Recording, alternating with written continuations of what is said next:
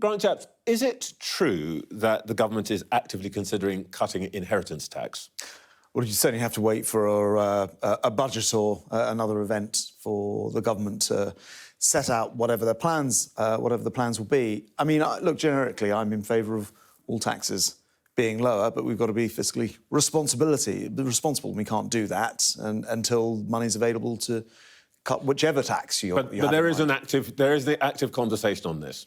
Well, the Chancellor will always be looking at all the taxes. I'm afraid I can't really shed light on one specific tax over another one. If you're asking me, I'm a fiscal conservative. I like to see lower taxes, but we do have to be responsible. Unfortunately, I just lost a parent, and I can understand entirely why people find inheritance tax particularly punitive. However, there are lots of different tax considerations for the Chancellor, and we will have to wait for the Chancellor. Well, let's just for the moment focus on the principle of this one. Let me show you what Paul Johnson, who is, as you know, the boss of the independent forecaster, the IFS. This is what he said. He said, "I despair. There was speculation published the government considering abolishing inheritance tax as a pre-election giveaway. If this has any basis in truth, one wonders what is the point of all the work done by the OBR, which set out on Thursday, in the starkest of terms, severe fiscal challenges that face us. What is the question to which abolishing inheritance tax is any sort of plausible answer?" What is the question to which it's an answer? Well, look, newspapers spend their time having to fill the columns, right? And they write stories. I think that's a bit unfair. They don't write them just because they make it up. Somebody tells them this is having a conversation. I mean, I could name many, many examples of stories which have actually... we don't do that at Sky here. Of course not. But nonetheless, you're taking it from a story in the paper. Look, it's right that every single tax is kept under consideration. I mean, I just mentioned, I think that inheritance tax is particularly punitive and unfair. But nonetheless, we also understand that we're in a fiscal straitjacket. And the Chancellor said only last week that, looking ahead to the autumn statement and the budgets, that he doesn't see room for tax cuts. Again, you're asking me about something for which decisions haven't been made, and you'd expect those to be made properly by the But there is a discussion to be had about this. And I think what most people, and this is what I guess Johnson was saying, are puzzled by is why get into a tizzy about this one. It only affects 4% of estates, raises maybe 7 billion, mostly from very rich people. It is not going to fill the holes that the Chancellor's got to deal with, which are much bigger, and you're going to create a big political storm over something that's really quite small beer. Well, again, I'd point out what you're responding to here is newspaper speculation, not a government announcement. Newspapers are there to inspired speculate. by your colleagues. Well, there's certainly people who believe that it's an unfair tax. And I would point out this about inheritance tax. You're right, not everyone pays it. I think it's a question for many people of aspiration, and people know that there's something deeply unfair about being taxed all their lives and then being taxed in death as well. But as I say, there's no actual question on the table here because no decisions have been made about these fiscal questions, and the Chancellor will do that in due time. All right, well, let me just deal with another piece of speculation which presumably comes out of nowhere, and no minister has actually said this to a journalist, that you're talking about a potential real terms cut in benefits. No decision's been made, but would you personally be comfortable with that? Well, again, any government has to make the budget stack up, for sure. Secondly, I'd say that when it comes to things like the way that we treat people in the tax system, in particular, actually going back to income tax. Do you remember what the income tax threshold was when we came to power? You had to start paying income tax at £6,470. It's now nearly £12,500. That is a massive tax break, which is aimed at people who are earning less. And so if you're asking where my heart is in this, it's always to ensure that people who, in particular people working and people at the lower end of that income scale, are able to keep more of their cash. All right, well, let's talk about the other big story of the day. The Prime Minister presented himself this week as a man determined to be honest with the public, long-term decisions so that people and businesses can plan for a brighter future. Biggest long-term decision that you have in front of you, will HS2 run from Euston to Manchester?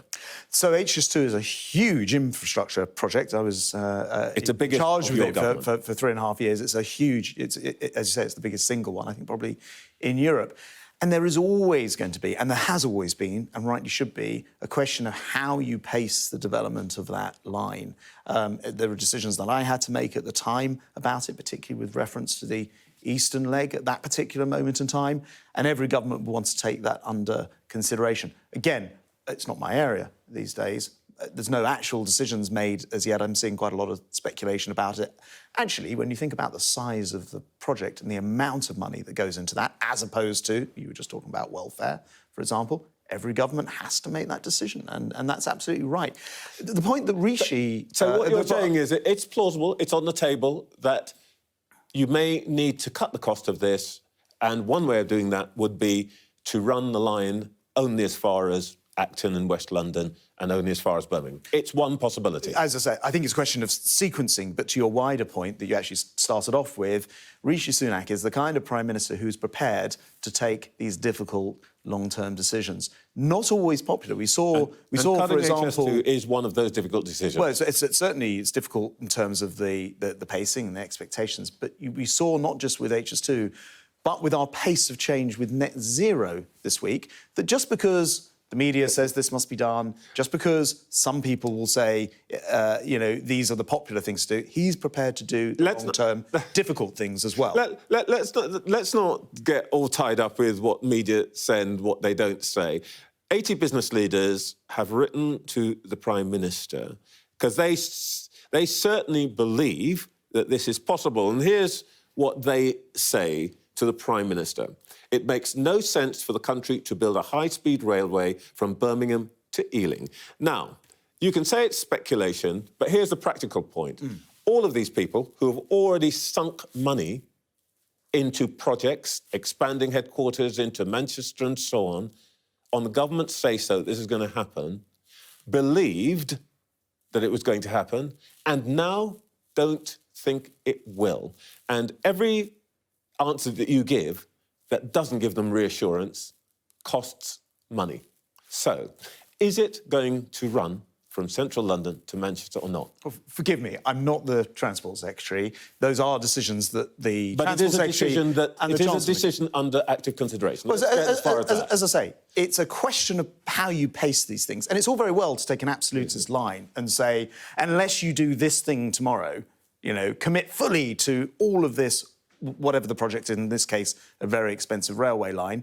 But you can say that in isolation. What about the other issues that you raise? Those issues of the defence budget, for example, or those issues of... We're going to come to the wider thing. But the wider point I'm trying to make is money is not infinite. We're going to come to that wider thing. But I want to stick with business leaders, because these people have put real money into the ground. And look, here's the next thing that they say, the same letter.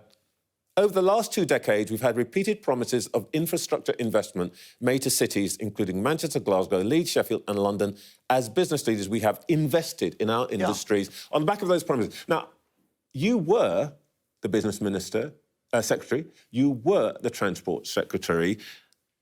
I'm assuming that some of those promises would have been made by you. And what these people are saying is, you told us it's going to happen. Now you're uncertain about whether it's going to happen. We have spent the money. Did you personally encourage people to invest on the basis that HS2 would run from central London to Manchester? Well, so actually, we've already spent 33 billion Did pounds. you encourage businesses, London to Manchester, did you encourage them to spend on that basis? I do want to see better infrastructure, and the point I'm trying to make, you've got to let me finish the sentence, otherwise your audience won't know the point I'm trying to make. You're answering a different question. I'm not asking you, when you talk to business leaders, as Transport Secretary, as Business Secretary, did you say to them, look, it's worth investing in the North in this way because there will be HS2? Did you say that? I hope you'll let me get my answer out. I want you to an answer to that question, not to another question. I certainly said to them, this government is committed to improving rail infrastructure, and in particular in the North, and we spent £33 billion, a record amount, since 2010, on rail infrastructure in the North. I've also said, I believe in greater connectivity. You've also got to realise that in that time, coronavirus happened. people stopped travelling entirely for a while and haven't gone back to the normal patterns of travel. Any government that doesn't then look at their plans and resequence them is, I'm afraid, acting outside of the reality of the situation. And it goes back to the point that the Prime Minister was making. He's prepared to take the difficult decisions, not always the popular decisions at that moment in time, but the right decisions long-term for this country. Well, that's OK. You're now explaining to me why you might take the decision that you say is just speculation. Would you like simply to say to these people who are, let me tell you, because I've spoken to a couple of them, are furious with you, would you like to apologise to them for saying to them, spend your money, we'll make sure the link is there, and now you're in a position where this morning they're watching this programme and they're none the wiser about whether they have spent their shareholders' money unwisely or not? Well, to point out, you're actually asking me about a speculative story in the newspaper rather than actual government policy. You will have to wait for more on sequencing. Point is, no, but we don't have the government policy. People who have to make investment decisions need to know what you're going to do. Right. The simple answer is we will always invest in the infrastructure of this country, and as has been our record. It's not just HS2, but also the £33 billion that I talked about, and the integrated rail plan, which, without digging into too much of the detail, is about rail from the Midlands up into the north, and is the biggest ever plan that we've seen. So we are investing that money. So the first thing I'd say to those business people is we have already been, and we already continue to spend that money, regardless of the sequencing of exactly the way they how thought quickly you were going to spend it because of what you told them. Well, because the country has to respond to the circumstances. We did not know there would be coronavirus, a 1 in 100-year event that cost the country hundreds of billions, about £400 billion. We didn't know there'd be a war on in Europe, something that I hope we can talk about in my role as Defence Secretary, and the costs to the country of that war and supporting the effort and preventing the tyrant coming across Europe. So, of course, as circumstance changes, you have to look at the sequencing of the big infrastructure cash that you spend. Any government that doesn't do that, any opposition who claims you don't need to, is not fit to govern this country. All right, let me put to you the words of somebody that I think you ought to pay some attention to, which is your former boss, Boris Johnson, who says on this topic, it makes no sense at all to deliver a mutilated HS2, the height of insanity, to announce all this just before a party conference in Manchester. Now, he's the guy who, when he's your boss, basically said this is going to happen, and he said it after coronavirus. Is he just completely out of his head here? Well, for a start, we haven't had an announcement. I keep going back to the fact that you are asking me about a bunch of newspaper speculation rather than an actual announcement. But it is the case, I don't want to sort of fudge this, it is the case that all of these big decisions, where budgets are, in particular in the case of HS2, inexorably going higher and higher and higher, and your viewers are having to pay that bill, it's absolutely right that a government looks at it and says, hold on a minute, is this just a sort of open-ended check, or are we going to make sure that this project gets delivered to a pace and a timetable that actually works for the taxpayer? It sounds like you're making the case, if I may say so, for resequencing, which is perfectly reasonable, but I think the point is people want to know, when will we have an announcement? Well, in due course, as I say, I'm not the Transport Secretary, so I'm afraid because we're talking about a story which is speculation, I can't tell you exactly. But what I can say is that we take those long-term decisions seriously, but we don't think that any amount of money, no matter how big the budget gets, you should just carry on ploughing it in. There has to be a point at which you say, hold on a minute, let's just take a break here. OK, you say long-term decisions, but I'll make one last try on this.